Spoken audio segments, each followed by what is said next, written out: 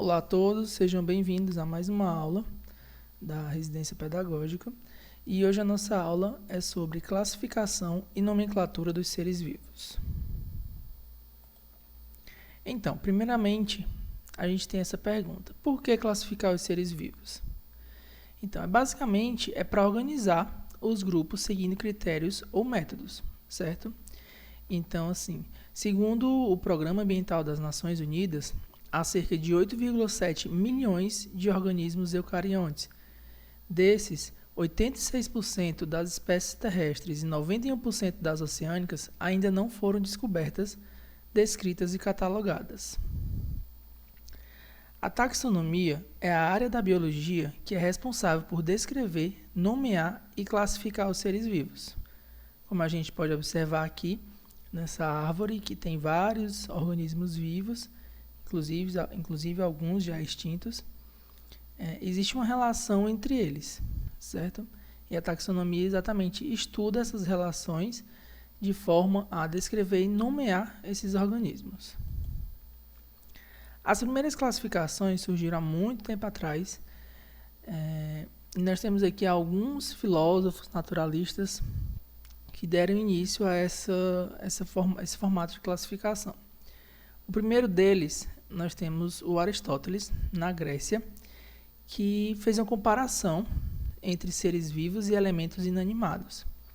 Então, ele caracterizava esses organismos vivos em detrimento dos organismos, dos elementos inanimados.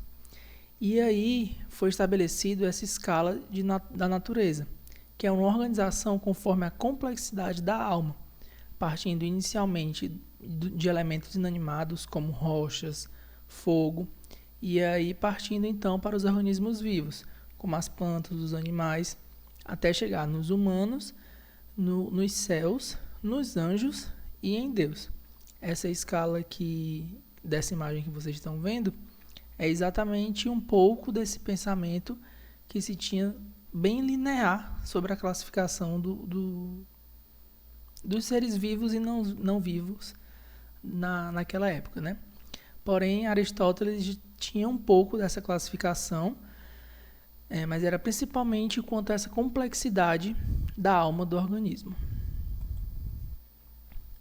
Dando sequência, Teofrasto, também na Grécia, ele classificava as plantas em árvores, arbustos, vegetação rasteira e ervas, separando as plantas em produtoras de frutos, que atualmente nós conhecemos como as angiospermas, e não produtoras de frutos, como nós conhecemos hoje como gimnospermas. E também as portadoras de um ou dois cotilédones, que são as monocotiledôneas e as dicotiledôneas, certo? E cotilédones são as folhas embrionárias que tem nas sementes. E nós temos também exemplos de classificações orientais. Os chineses introduziram uma classificação de plantas com nomes compostos de duas palavras. E tem como representante o Lin Xinchen, que foi o autor de um livro que se chamava A Grande Farmacopeia, que unia principalmente plantas medicinais e que tinham alguma utilização farmacológica, né, na época deles. Os hindus também tiveram contribuição nesse processo, montando coleções sobre a forma, a estrutura e a disposição interna de plantas. Eles separavam principalmente como árvores, ervas e plantas rasteiras. E também atribuíam nomes a mamíferos, aves, répteis, peixes e insetos. E diferenciaram espécies causadoras de doença de animais de criação, como o gado, dos que afetavam os seres humanos. Tivemos como contribuição também os povos mesopotâmicos, que separavam os animais peixes de outros seres vivos aquáticos, serpentes, aves e animais de quatro patas, os quadrúpedes. E para a planta, eles classificavam em árvores, cereais, ervas, especiarias e drogas. Os árabes também tiveram sua contribuição e dividir os animais em 4 categorias, conforme as suas movimentações, a forma com que eles se movimentavam. E depois de um tempo, eles passaram a dividir em categorias relacionadas ao meio, os meios de defesa que esses animais tinham em resposta a ataques. Chegamos então ao Linneu e a classificação dos seres vivos. Carl von Linnaeus, 1707 a 1778, o famoso Linneu, né, que a gente conhece das classificações de seres vivos.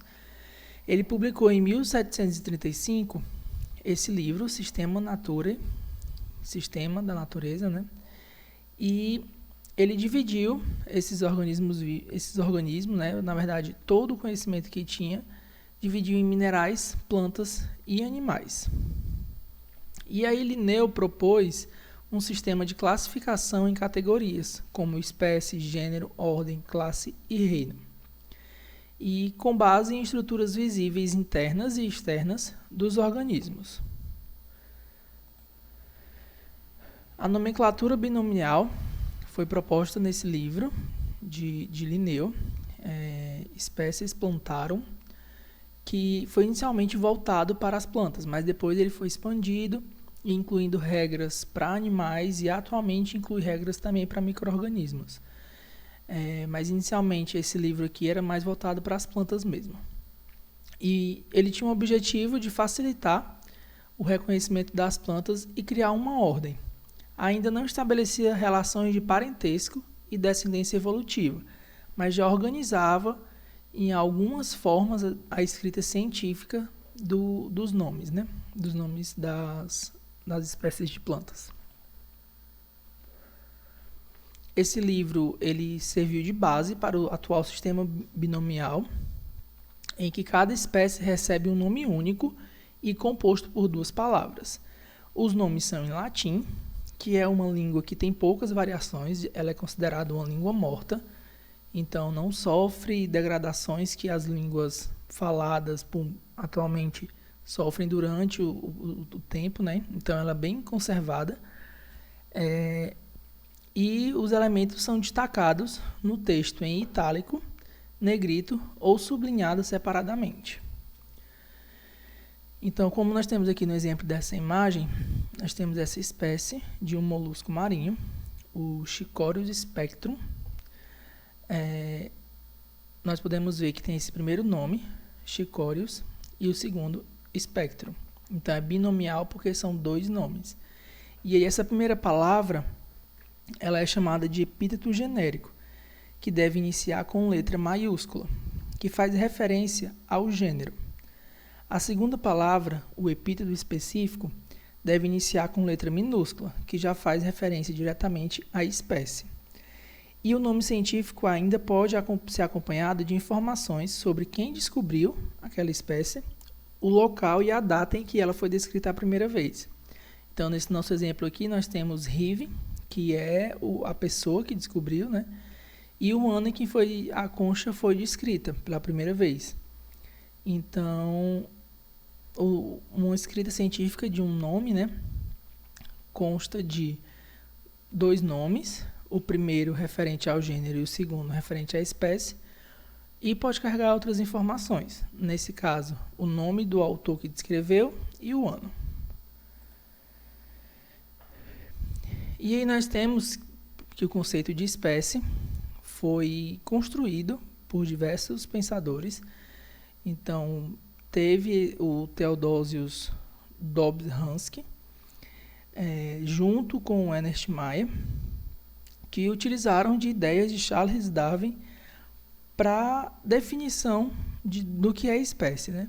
E ficou definido que espécie é um grupo de organismos semelhantes entre si e capazes de intercruzar em condições naturais, gerando descendentes férteis.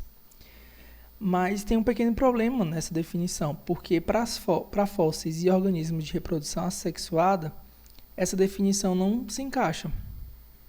E aí ele utiliza análises morfológicas para fazer as classificações, né? Então, na organização dos seres vivos, é definido por táxons, que são categorias que englobam um grupo de seres vivos que possui características semelhantes. E essas características utilizadas são principalmente características morfológicas, mas também podem ser utilizados local e condições de vida, metabolismo e desenvolvimento e, atualmente, cada vez mais presente, as características genéticas. Então, aqui nós temos um exemplo de formas e cores, né? E a gente tem duas formas principais de organizar. O exemplo de cima a gente pode separar por cor. Então, primeiro o amarelo, depois o laranja, depois o azul. Ou a gente pode separar por forma. Primeiro as estrelas, depois os quadrados, depois os círculos. Cada formato de organização tem as suas definições e as suas regras. E acaba que se cada um escolhesse suas formas de organização, não teria um consenso na comunidade científica, principalmente na atualidade, em que as informações são bem globalizadas, né? Então, tem uma necessidade de unificar realmente essas informações e a forma com que são classificados os organismos vivos, para diminuir as confusões, os erros, uma mesma coisa recebendo nomes diferentes. Então, a organização dos seres vivos, ela segue essa escrita, né, nessa ordem de reino, filo, classe, ordem, família, gênero e espécie. Então, assim, gênero é um conjunto de espécies, família é um conjunto de gêneros, ordem é um conjunto de famílias, classe um conjunto de ordens, filo um conjunto de classes e reino um conjunto de filos. Então, são categorias que são incluídas uma dentro das outras, exatamente para dar uma definição completa, como nós temos aqui nessa imagem. Então, a similaridade aumenta conforme você vai diminuindo esses níveis, né, de separação, e vai deixando os organismos cada vez mais próximos, nessa ordem: reino, filo, classe, ordem, família, gênero e espécie. Mas nós temos também uma questão quanto aos animais híbridos, que são organismos com semelhanças taxonômicas que acabam por cruzarem, certo? E ocorre essa hibridação, quando ocorre esse cruzamento de indivíduos de espécies diferentes, mais capazes ainda de cruzar, e geram um híbrido. O problema é que os híbridos, normalmente eles morrem de forma precoce, muitas vezes ainda como embrião, ou então eles nascem estéreis. E quando muito, alguns nascem com capacidade de se reproduzir, mas a sua prole já imediata nasce toda estéril. E essa forma de morte precoce, né, de nascimentos estéreis, é uma forma de preservação do patrimônio genético de cada espécie, impedindo que animais de espécies diferentes compartilhem material genético. Então, nós temos um exemplo clássico, que é o exemplo do cavalo ou da égua, que é dessa espécie Equus cabalus, e do jumento da jumenta, da espécie Equus asinus, que eles conseguem cruzar e originam o burro, se for macho, e a mula, se for fêmea. Só que o burro ou a mula são estéreis, não tendo possibilidade de gerar descendente, não sendo férteis, né, e não podendo gerar descendentes. Eles são estéreis por deficiência no pareamento de cromossomos durante a meiose, para a formação dos gametas, né, o que inviabiliza a formação de embriões. Então, como a gente lembra lá do primeiro ano de divisão celular, a gente tem que a meiose é a principal forma de divisão celular para a formação dos gametas. Então, com esses animais se torna difícil porque eles não têm um número de cromossomos totalmente pareados. E aí não tem como gerar gametas viáveis para formar um embrião e assim levar para frente aquele organismo, né? Outros exemplos de híbridos nós temos entre cachorros e lobos, coelhos e lebres, búfalos e bovinos, tigres e leões, entre outros. Entretanto, é importante a gente frisar que nem sempre esses animais conseguem esse formato de formação de híbridos na natureza. Então, por exemplo, nós temos que, nessa primeira imagem do ligre,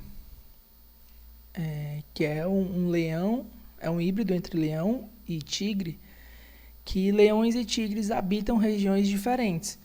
Então, um contato entre eles não é possível naturalmente. Foi um contato realmente em zoológico e um processo reprodutivo totalmente orientado por seres humanos, totalmente acompanhado.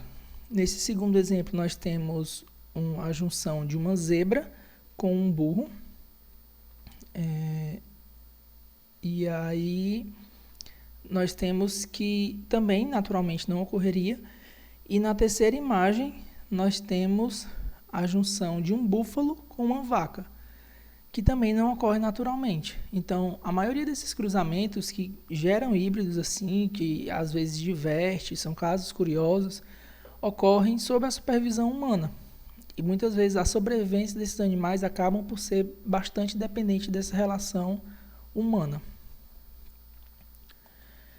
Mas para plantas, a história já é um pouco diferente.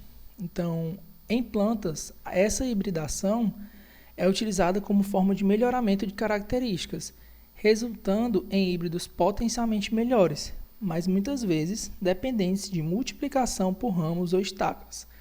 Então aqui nós temos o exemplo da cana-de-açúcar. A cana-de-açúcar que nós temos atualmente, ela é uma junção híbrida entre uma cana-de-açúcar que não é tão produtiva, que emite ramos bastante diversos e muito unidos, o que acaba atrapalhando um pouco na produtividade, com um capim que é altamente reprodutivo, muito fácil de crescimento e bem adaptado às nossas condições. E aí nós temos a cana-de-açúcar, só que não a reprodução por ela não ocorre por meio de sementes, ocorre por meio de multiplicação assexuada, de estacas. Você corta um pedaço da cana e enterra para desenvolver um novo indivíduo. Do mesmo jeito que às vezes a gente arranca um galho de uma planta e enterra, e aí depois enraiza e a planta pega, né, entre aspas, o pegamento da planta, é exatamente isso, é um formato de reprodução assexuada orientado por humanos, né? E aí nós temos a sistemática, que, assim como a taxonomia, é uma ciência responsável pela descrição dos organismos vivos. E ela tem um objetivo de reconhecer a relação evolutiva entre todas as espécies, até as já extintas.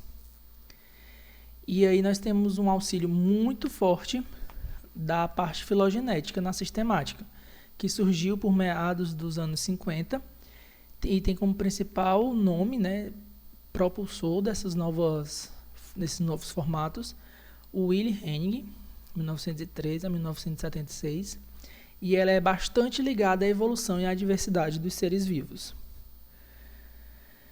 Para a sistemática filogenética, nós temos a ocorrência de dois fenômenos. O primeiro deles é a anagênese, que é a alteração ou surgimento de uma ou mais características em uma população ao longo do tempo, o que se torna parte dessa população. No exemplo aqui da imagem, que é o exemplo que a gente tem no livro, nós temos essa borboleta completamente vermelha, e aí as modificações, as mutações surgiram e apareceu manchas azuis em algumas borboletas que permaneceram vivas, conseguiram se reproduzir, deixando descendentes férteis, e a frequência dessa característica, né, manchas azuis, foi aumentando na população de tal forma que realmente fixou essa característica na população. E aí teve esse surgimento dessa nova espécie de borboleta. Certo? É um processo bem mais linear e que ocorre durante os anos de evolução.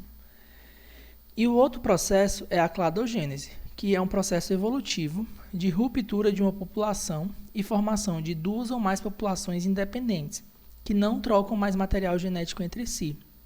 Então, nós temos aqui no exemplo essa borboleta vermelha, e aí uma pequena população ficou separada de outra pequena população por alguma barreira, geralmente uma barreira geográfica como cordilheiras ou então como um rio muito grande, qualquer barreira que impeça essa conexão entre essas populações.